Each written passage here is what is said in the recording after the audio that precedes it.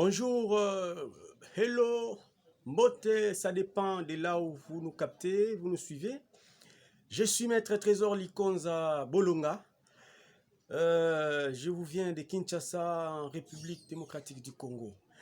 Soki ozolanda biso na ngonga oyo epa ozali, si vous nous suivez, sachez que nous sommes venus ici pour parler d'une question importante. Sujet moko d'actualité, oyo eza concerner les Congolais de partout, une actualité qui marque la chronique congolaise en ces moments. Il s'agit bel et bien du procès Vital Kamerhe Lwakani. Lui a été condamné il y a peu à 20 ans de travaux forcés pour détournement des deniers publics et également pour corruption.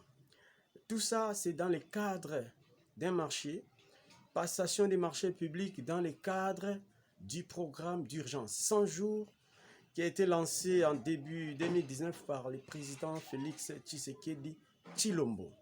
Vous savez bien que Vital Kamerhe a été nommé directeur des cabinets du président actuel de la RDC, mais il y a quelques mois, un changement a été opéré à la présidence parce que Vital Kamerhe est incarcéré quelque part. On parle de la prison centrale de Makala et tantôt, compte tenu de son état de santé, il serait accueilli dans une formation médicale de la capitale. Alors c'est vide a donné l'opportunité au chef de l'État de le remplacer par quelqu'un d'autre. Donc au moment où nous parlons, il a cessé d'être directeur des cabinets du président de la République, mais on parle toujours de lui. Il s'est fait parler de lui à cause de son procès qui est en cours. Condamné au premier degré par les tribunaux de grande instance de Kinshasa, Gombe. Le procès se poursuit en appel devant la cour d'appel de Kinshasa, Gombe. Eh bien, l'audience qui fait parler va se dérouler à partir de ce lundi. Aujourd'hui, dimanche 31 mai, moi j'ai pris ce courage, le luxe d'en parler ici avec vous justement.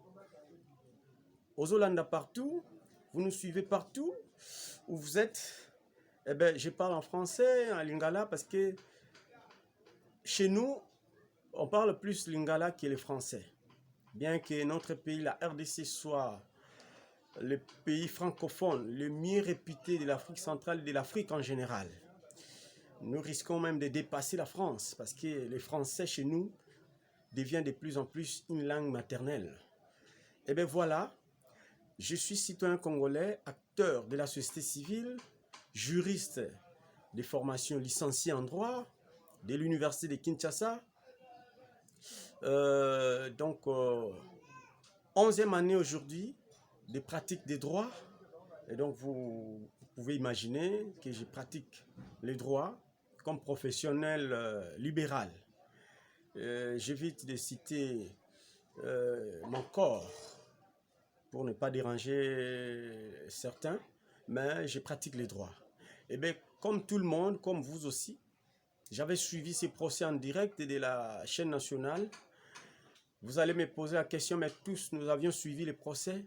Qu'en est-il au juste? Non. Procès suivi en direct, ce n'est pas tout ce qui a été dit au cours de ces procès en direct qu'on doit nécessairement retrouver dans les jugements condamnant Vital Kamerhe.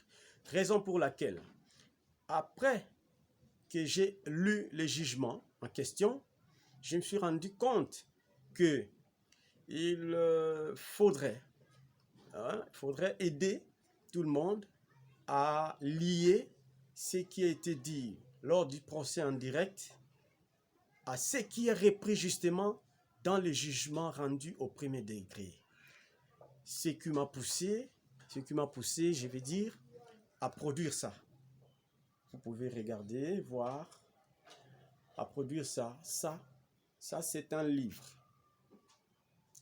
C'est un livre. Procès Kamerhe, l'obscurantisme judiciaire. Première partie, jugement rendu au premier degré. Voilà, ce livre est publié à Kinshasa en février dernier aux éditions La Tourbière. Qu'est-ce qu'il y en a dans ces livres? Qu'est-ce qu'on parle? Qu'est-ce qu'il faut retenir de ces livres? Cet ouvrage, je l'ai mis au point et c'est devenu un livre célèbre aujourd'hui en République démocratique du Congo. Je ne connais pas un livre aussi célèbre que celui-ci. Ça, je vous l'avoue, parce qu'il est partout. À travers les pays, à l'étranger, on recommande ces livres. Et il est là. Vous pouvez les retrouver partout. Quand vous êtes à l'étranger, vous pouvez acheter ces livres en ligne sur www.amazon.fr. Vous entrez, il y a une rubrique recherche, vous tapez procès Kamere, l'obscurantisme judiciaire. Les liens vont apparaître. Il y a deux liens. Un lien pour les livres brochés. Brochés, c'est-à-dire que si vous voulez acheter ces livres en version papier, vous faites ce qu'il faut. Donc, vous suivez la procédure exigée et Amazon viendra vous remettre ces livres en papier comme ceci. Vous êtes en France, vous êtes en Belgique, aux États-Unis, au Canada, vous êtes au Nigeria, vous êtes au Burkina Faso, vous êtes en Tunisie, en Afrique du Sud. Vous voulez avoir ces livres, allez chez Amazon. Recommandez les livres version brochée, achetez et Amazon viendra là où vous êtes pour vous les remettre. Alors, si vous n'avez pas besoin de la version brochée ou version papier, il y a également version en ligne, version électronique. Vous achetez la version électronique et on vous donnera l'accès à cette version et vous lirez les livres sur n'importe quel support, téléphone, ordinateur, iPhone, iPad, que sais-je encore, parce que vous aurez l'accès à cette version électronique, version en ligne. Et vous pouvez même télécharger cette version et les copier sur votre ordinateur.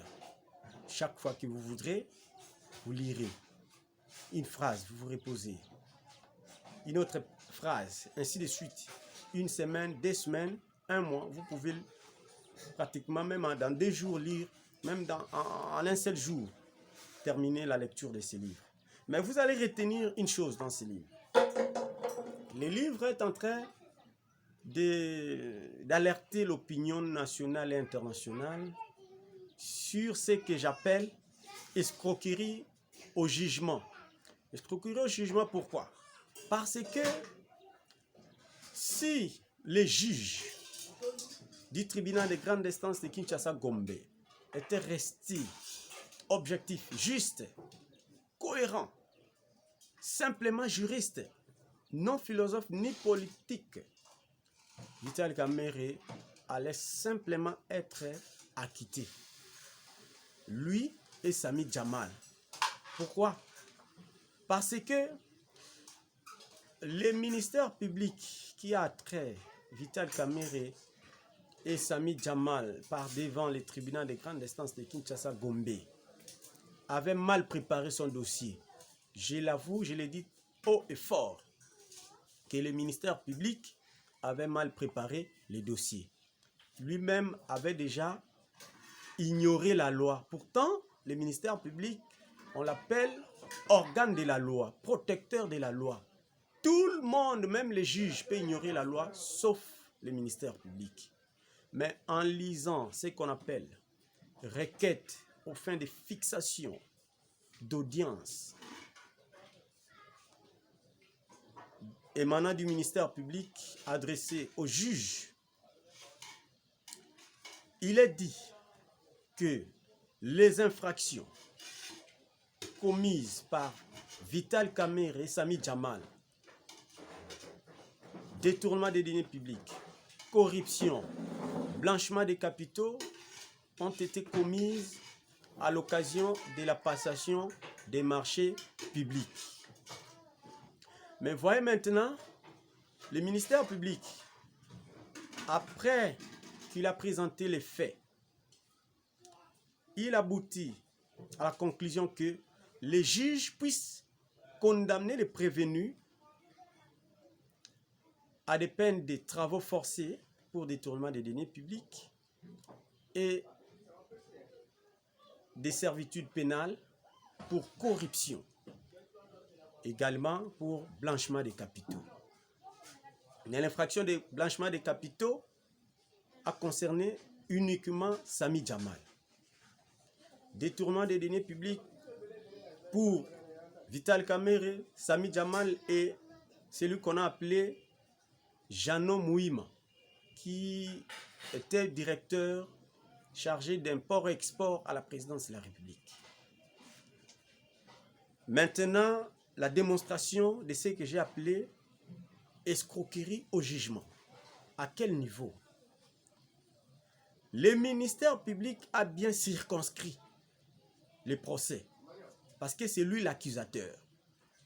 Avant de voir les questions par rapport à la preuve des allégations du ministère public, par rapport à la question de l'auteur principal, par rapport à la question des malentendus théoriques qu'on avait entendus du côté des conseils de la partie civile République démocratique du Congo, ce qui est essentiel à retenir, en tout cas, mettez vos sentiments de côté.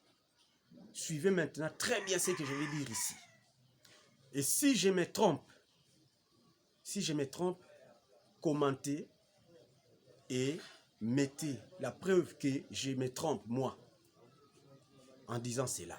Vérifiez dans la loi, lisez, vérifiez, consultez d'autres juristes et venez commenter en bas de cette émission pour dire que je suis en train de mentir. Qu'est-ce qui se passe? Pourquoi j'ai parlé d'escroquerie au jugement dans les livres? Le ministère public a escroqué les juges. D'abord, l'escroquerie au jugement, c'est un délit. Un délit souvent commis par les prévenus sous d'autres cieux. Dans d'autres pays, par exemple en France, c'est retenu comme un délit réprimé par la loi. Donc, les prévenus, en cours d'instance, peuvent utiliser quelques astuces pour détourner les juges de la vérité. Dès lors que cela est découvert, on inflige une punition à ces prévenus pour escroquerie au jugement. Dans notre pays, il n'y a pas un texte de loi qui retient escroquerie au jugement comme délit punissable. Mais les juristes le savent, que nous appliquons également ce qu'on appelle droit comparé. Quand il y a un vide dans les droits d'un pays, et si le juge se trouve en face d'un délit, d'un acte à réprimer, il fait recours au droit comparé. Et très souvent, ça va de soi au sens des principes généraux du droit. C'est reconnu. Les principes généraux du droit sont reconnus en droit congolais. C'est ainsi que j'ai évoqué escroquerie au jugement dans mon livre. Donc, ne soyez pas étonnés si je parle d'escroquerie au jugement. Mais dans les chefs du ministère, maintenant, ça vient ici dans une nouvelle approche. Pas du côté des prévenus, mais c'est plutôt du côté du ministère public. Donc, c'est tout à fait sui generis, unique à son genre. Ce qui me pousse également à parler de l'obscurantisme judiciaire. Le ministère public dit que ces infractions sont commises à l'occasion de la passation des marchés publics. Lesquels marchés publics ont été conclus dans le cadre du programme des 100 jours ou programme d'urgence du président de la République, Félix Tshisekedi Tshilombo. Mais le ministère public qui a demandé au juge de condamner les prévenus a oublié une chose, ou bien a ignoré une chose, ou carrément il a fait ça exprès pour seulement faire souffrir les innocents, comme on l'appelle aujourd'hui, M. Innocent Vital Kamerhe. C'est-à-dire que le ministère public avait le devoir, avant de venir par devant les juges, interroger toutes les lois de la République. Mais il s'est limité à interroger seulement le code pénal. C'est bien beau, parce que le code pénal prévoit les infractions et les punit aussi. Mais il y a un problème. Dans le code pénal, nous avons deux livres. Il y a livre 1 et livre 2. Livre 1 du code pénal parle de la procédure à suivre avant d'appliquer le livre 2 du code pénal. Cela veut dire que le livre 1 contient ce qu'on appelle droit de la forme, droit de la procédure. Pour condamner quelqu'un aux travaux forcés pour détournement, quelle est la procédure à suivre? C'est au niveau du code 1. Plutôt, c'est au niveau du livre 1 du code pénal. Mais le livre 1 du code pénal est complété par des lois spéciales qui traitent particulièrement de tel ou tel domaine. Donc, dans notre pays, comme le ministère public lui-même a déjà dit aux juges que ces infractions ont été commises à l'occasion de la passation des marchés publics, c'est que on devrait d'abord interroger la loi relative au marché public. Que dit cette loi pour les infractions commises à l'occasion des marchés, de la passation des marchés publics? Quel doit être le comportement du juge?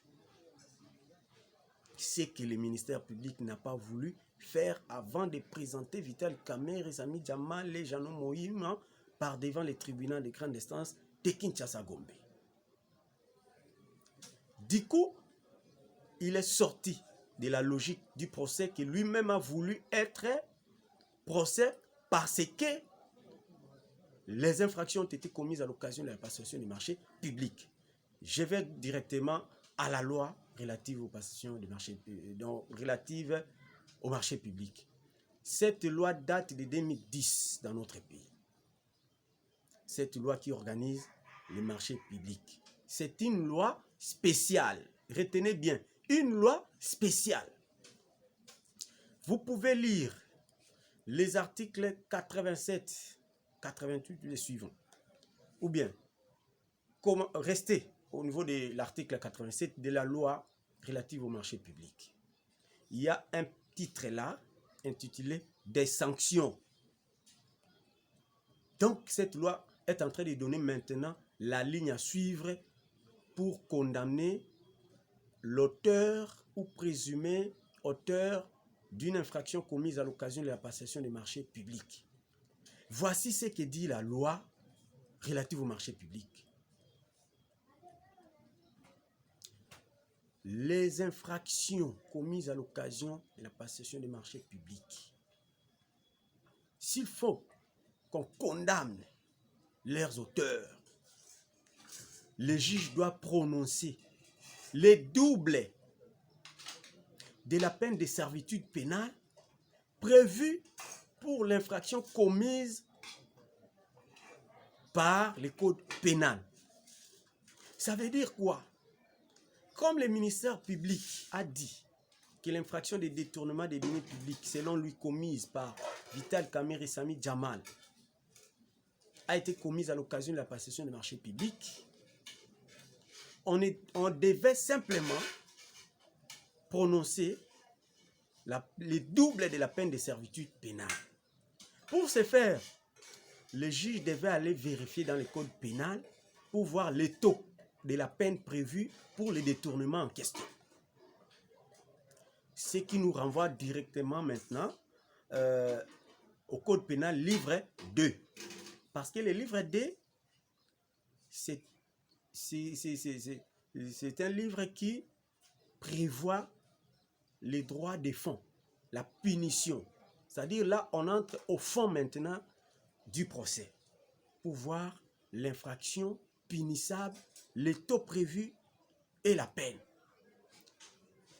Vous arrivez dans le code pénal livre D, précisément article 150, plutôt 145 du code pénal.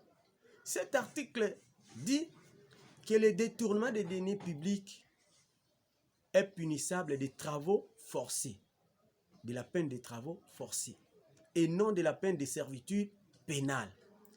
Faut-il maintenant appliquer le double de la servitude pénale pour une infraction non punissable de servitude pénale? Point d'interrogation. Mais d'emblée, nous retenons que les juges devaient simplement constater que parce que le détournement dans le code pénal est punissable des travaux forcés, il y a contraste entre le code pénal et la loi relative au marché public. Cela veut dire aussi que la peine des travaux forcés est exclue par la loi relative au marché public. Que pour les infractions commises à l'occasion de la passation des marchés publics, on ne peut pas prononcer la peine des travaux forcés. Bien qu'on ait détenu des preuves que la personne avait détourné, on ne peut pas prononcer cette peine des travaux forcés. Dès lors que le ministère public lui-même a dit au juge que cette infraction de détournement des deniers publics a été commise à l'occasion de la passation des marchés publics. Donc le juge allait constater cela et se déclarer incompétent par rapport à cette infraction de détournement des deniers publics lui proposée par le ministère public, disant qu'elle a été commise à l'occasion de la passation des marchés publics. Il ne pouvait pas condamner ni Vital Kamerhe ni Sami Jamal pour détournement commis à l'occasion de la passation du marché public, étant donné que ce détournement n'est pas punissable de la servitude pénale. Il y a un principe important en droit pénal qui dit que les lois générales dérogent aux lois, excusez-moi, ce principe dit que les lois spéciales dérogent aux lois générales. Ici, le code pénal, c'est une loi générale. Parce qu'il parle des infractions dans presque tous les domaines. Tandis que la loi relative au marché public est une loi spéciale. Parce qu'elle est limitée à un seul domaine, le marché public. Comme les lois spéciales dérogent aux lois générales, les juges devaient d'abord vider la question par rapport à la loi spéciale qui est la loi relative au marché public, avant d'aller punir conformément au code pénal. Donc le juge a péché en ne faisant pas attention à ces principes. Le juge a péché parce qu'il a prononcé une peine ignorée totalement par la loi spéciale, loi relative au marché public. Il a condamné pour détournement des deniers publics commis à l'occasion de la passation des marchés publics et pourtant, cette peine n'existait plus en marché public depuis 2010. Ça veut dire aussi que depuis 2010, dans notre pays, le détournement des deniers publics n'est plus infraction en matière de marchés publics. Il faut exclure cela à partir d'aujourd'hui. Vous êtes juge, vous me suivez maintenant. Vous suivez cette émission. Vous me suivez de partout. Je ne sais pas de quelle province, mais si vous êtes juge, peu importe que vous soyez du parquet, du tribunal, de la cour, ça c'est la procédure. Rendre un jugement obéit à une technique judiciaire. Le juge du tribunal de grande instance de Kinshasa a failli. à cette technique-là. Donc, le ministère public a escroqué les juges et les juges s'est laissé faire. D'emblée, tous les deux se sont retrouvés dans ces délits, escroquerie au jugement. Et c'est un mensonge du siècle, mensonge du millénaire. Une condamnation bidon, erronée. Un mal jugé terrible qu'on n'ait jamais connu dans notre pays.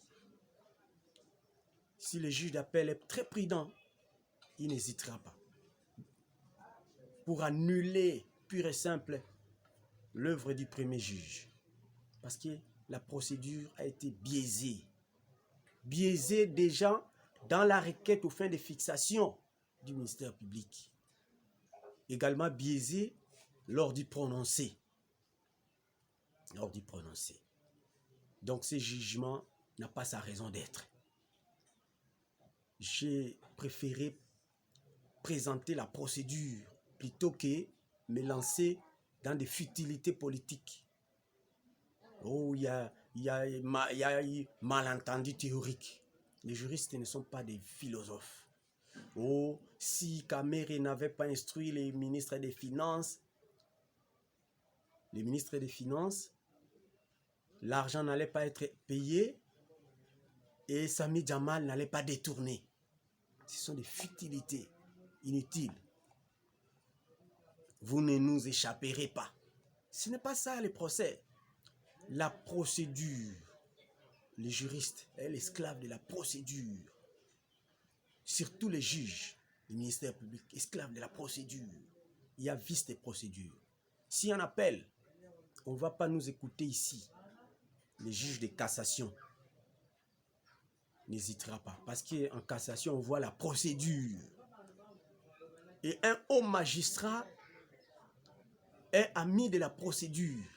Quand la procédure est biaisée, même si on avait prononcé 50 ans de prison, on annule.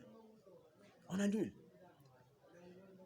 Prenons le cas également des blanchiments de capitaux pour lesquels Sami Jamal est condamné. Vous risquerez de dire qu'ici je défends seulement Kamere. Je ne suis ni de son parti politique, ni de sa famille biologique.